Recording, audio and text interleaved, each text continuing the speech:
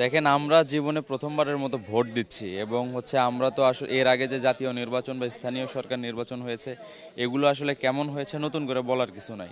সেই জায়গা থেকে আমরা জীবনে প্রথমবারের মতো ভোট দিচ্ছি এবং এই ভোটটা আমাদের ছাত্র সংসদ নির্বাচন, অর্থাৎ আমরা শিক্ষার্থীরা আমাদের প্রতিনিধি নির্বাচন করছি এবং এটা হইতেছে দীর্ঘ ৩৫ বছর পর। তো এই জায়গায় আমাদের মধ্যে একটা বাড়তি উচ্ছ্বাস কিন্তু আছে এবং আপনারা দেখছেন যে সেই ৯টা থেকে সবাই লাইনে দাঁড়ায় আছে, কারোর মধ্যে কিন্তু ক্লান্তির কোনো ছাপ নেই, সবাই অনেক বেশি উচ্ছ্বসিত।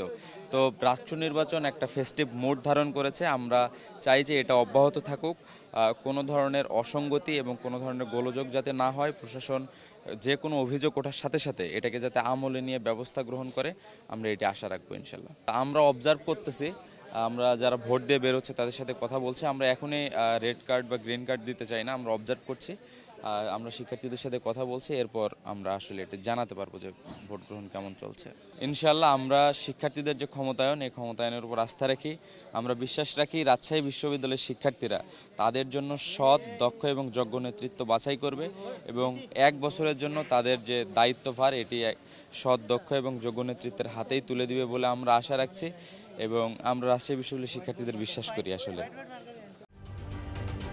ঢালাইয়ে দৃঢ়তা, নির্মাণে নিশ্চয়তা, প্রিমিয়ার সিমেন্ট, ঢালাইয়ের রাজা।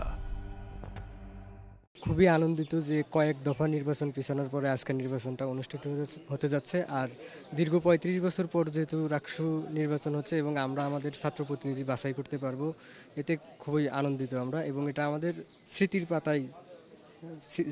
পাতায় লিপিবদ্ধ হয়ে থাকবে। মনে করেন যে এখানে আমরা এসে ভিড়টা কম ছিল, এখন কারণ দেরিতে ভর্তি ভিড় বেশি ছিল, কিন্তু আগে হতে দেখেছি। এখন আশা করছি ভালো কিছু অপেক্ষা করছে এবং আমরা চেষ্টা করবো একটা ভালো সংসদ পাওয়া। আসলে প্রতিনিধি বলতে আমরা যা আশাবাদী নিয়েছি সেটা পালন করবো, এটাই বলা ছিল।